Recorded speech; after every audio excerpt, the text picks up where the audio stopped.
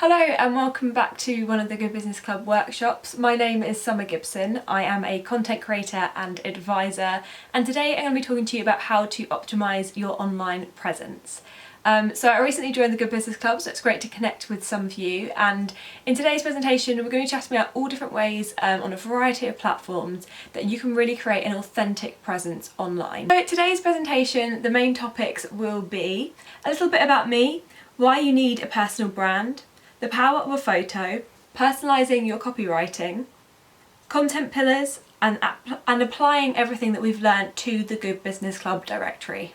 And then also a little bit about how I might be able to help you with your social media strategy going forward. So a little bit about me and my background and how I became a content creator and advisor. So I have a first class marketing degree from the University of Brighton, and since I've been working with local brands within the city and also building my own platforms myself as a content creator.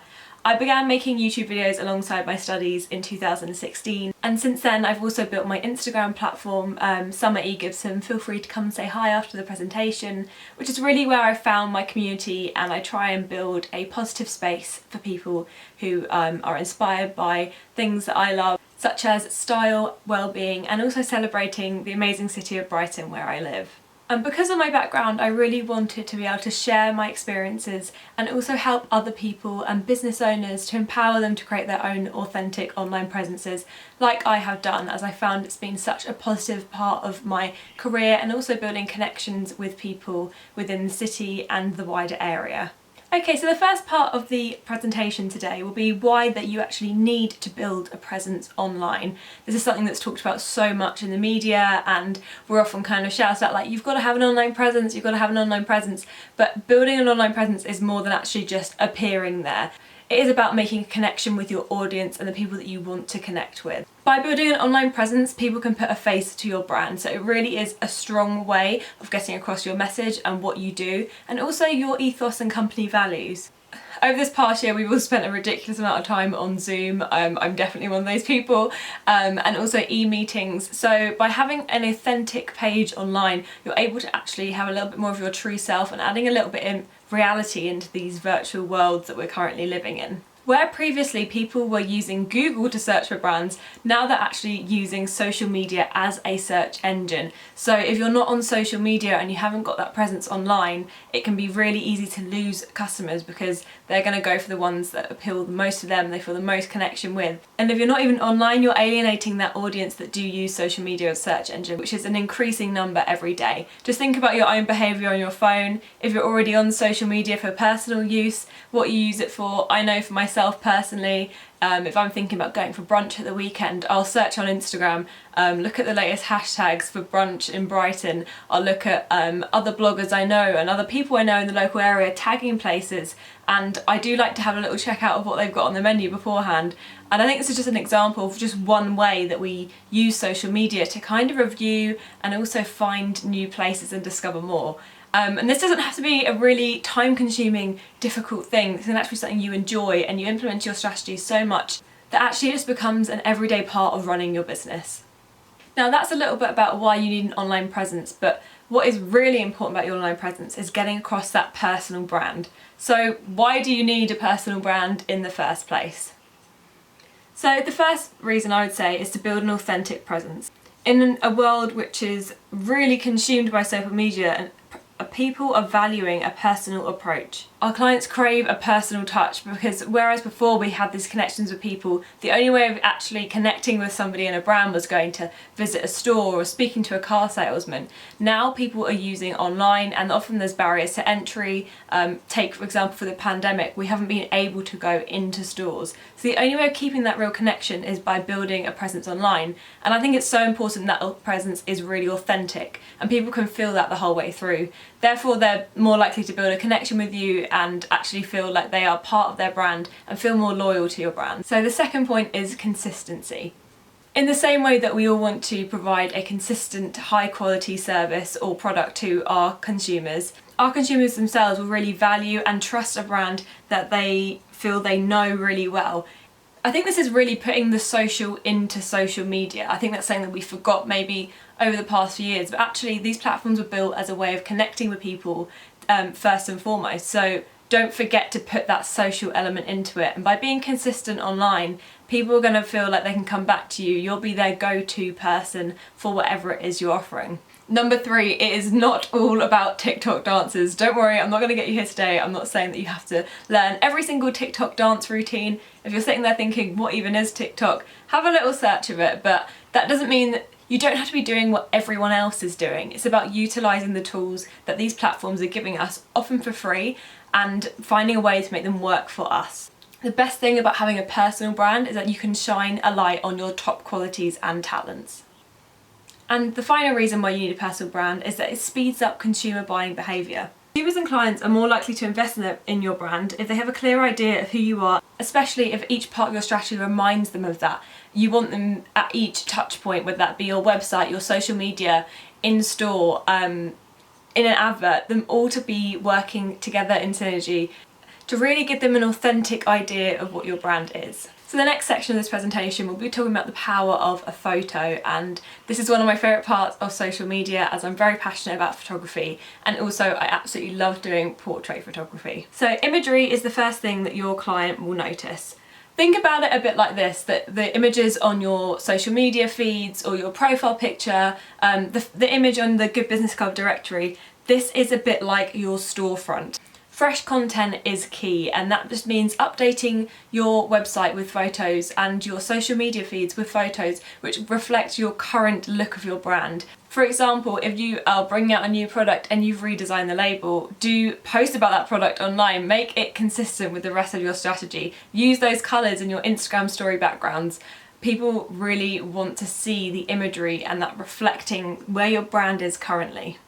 Photos can be a reflection of your personality. This is something I feel really passionate about, that the right photos will really capture who somebody is and what they're about. For example, I've recently worked with Bethany Lunn, who is part of the Good Business Club.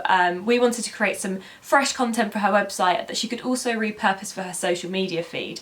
And one of the main parts that she felt was important for this shoot was really getting her personality across. So we used really exciting props. We chose a really cool location, which was very on brand for her. It was Velvet, the store in Hove, which is absolutely to die for. Amazing interiors and style. And I feel like this is something I might be able to help some of you guys with if you're struggling. We really were able to capture who she is and what she does, so that when she's posting on social media she feels like it's really herself and not just copying every other blogger. It really captured her personality, and I love having fun on shoots with my clients and just being able to make them feel carefree and also making them feel like they have a sense of control with the pictures. I really like it to be an open discussion process about how we want things to turn out. Content photography is one of my services I offer, so do get in touch and drop me an email if you are interested in updating your photos for your social media or website. So next we're going to talk about personalising your copywriting, and I don't just mean on your website, I also mean on social media. So how do you keep your social feeds professional as well as personal? Now that is a really important thing to think about, is your boundaries within your brand.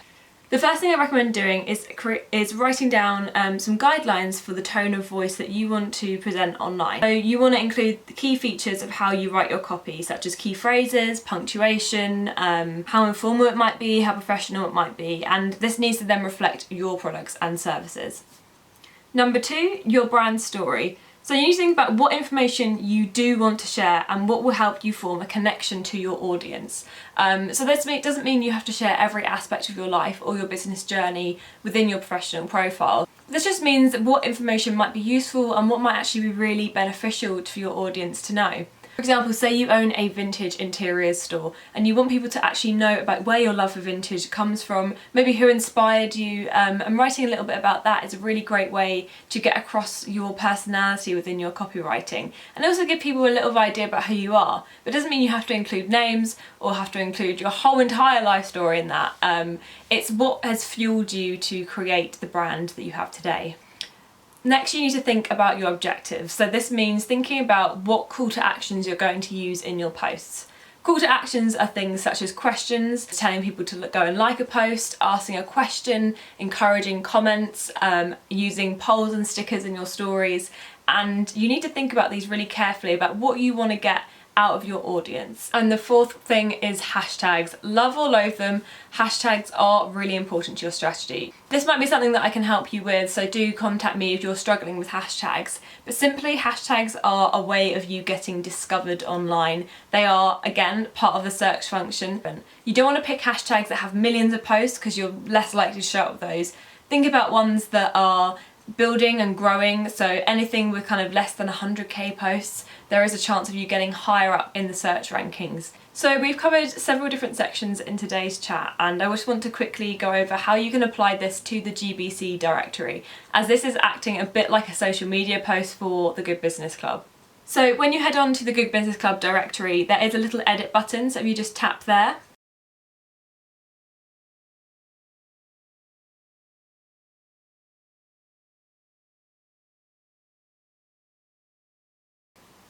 and here again, and then you'll be able to edit your entry to the Good Business Club directory. The first thing you want to consider is your profile picture on the Good Business Club. I would highly recommend, if you already have a LinkedIn page, using the same image, or whichever is your hero platform, such as Instagram, which profile, or Facebook, which image are you using here? I would consider things such as it being a bright image, so it's easy and eye-catching for people to see.